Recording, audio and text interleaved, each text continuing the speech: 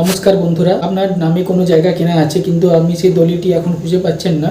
তো অনলাইনে আপনার নিজের মোবাইল ফোন থেকে বা কম্পিউটার থেকে আপনি খুব সহজে আপনার নাম দিয়ে আপনার দলিলের যে পুরনো দলিল আপনি সার্চ করতে পারবেন। তো আজকে সেই নিয়ে ভিডিওটি, দলিলের নাম অনুযায়ী আপনার দলিল কিভাবে সার্চ করবেন তার সম্পূর্ণ প্রসেস আমি এই ভিডিওতে জানাবো। তো বন্ধুরা, আমার চ্যানেলে আপনারা নতুন হলে অবশ্যই চ্যানেলটি সাবস্ক্রাইব করে পাশে থাকা বেল আইকনটি ক্লিক করে দেবেন। তো চলুন শুরু করা যাক আজকের ভিডিও। প্রথমে আপনাকে গুগলে সার্চ করতে হবে WP রেজিস্ট্রেশন এইটি লিখে, তারপরে এরকম একটি ইন্টারফেস আসবে। তো বন্ধুরা, directory of registration and stamp revenue এই ওয়েবসাইটে আসার পর এরকম একটি ইন্টারফেস আসবে।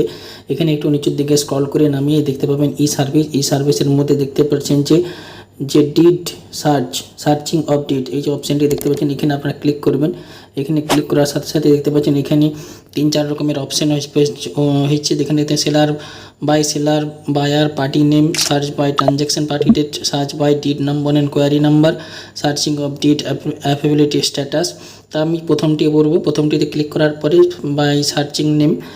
তো এখানে প্রথমে যার নামে দলিল আছে সেই তার নাম এখানে আপনারা তার ফার্স্ট নেম এখানে আপনারা লিখবেন, তারপরে লাস্ট নেম। এবার কোন ইয়ারে রেজিস্ট্রেশন হয়েছিল, তো আপনারা যদি সাপোজ কোন রেজিস্ট্রেশন হয়েছিল যে ইয়ারে সেটি যদি মনে না থাকে তাহলে আপনারা 2000 সাল থেকে বা 2000 সাল থেকে আপনারা আন্দাজে পরপর সালটা চেঞ্জ করে দেখতে পারেন। তো নিচে তারপরে ডিস্ট্রিক্ট আছে, দেখতে পাচ্ছেন, ডিস্ট্রিক্টটি সিলেক্ট করবেন। তো আপনার যে জায়গায় জমিটি আছে সেই জেলাটার নাম এবং নিচে যে সিকিউরিটি কোডটি আছে সেটা দিয়ে আপনারা ডিসপ্লেতে ক্লিক করবেন। ডিসপ্লেতে ক্লিক করার পরে বন্ধুরা এরকম একটি ইন্টারফেস আপনাদের কাছে ওপেন হবে। দেখতে পাচ্ছেন এখানে name and address, status and transaction and did details. দেখতে পাচ্ছেন যে আপনি যেই নাম দিয়ে ডিডটি সার্চ করেছেন সেই নামের একাধিক ব্যক্তি ওই ডেটে ওই একই সালের মধ্যে রেজিস্ট্রেশন হতে পারে।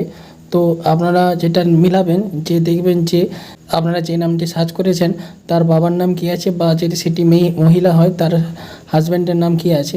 যদি আপনার নামের সাথে আপনার হাজব্যান্ডের নাম বা আপনার পিতার নাম মিলে যায় তাহলে সেটি আপনার, এবং তার পাশে যেটা দেখতে পাচ্ছেন যে ডিড নাম্বার, তারপরে দেখতে পাচ্ছেন যে query number, serial number, date of registration, date of complication and দেখতে পাচ্ছেন যে কটি পেজ নাম্বার আছে আপনার ডিডের মধ্যে, এগুলি সব কিছুই আপনারা দেখতে পাবেন।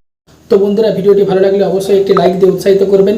পরবর্তী এরকম টেক রিলেটেড, ইনফরমেটিভ এবং এআই রিলেটেড ভিডিও আপডেট পেতে আমার এই চ্যানেলটিকে লাইক, শেয়ার এবং সাবস্ক্রাইব করে রাখবেন। নমস্কার।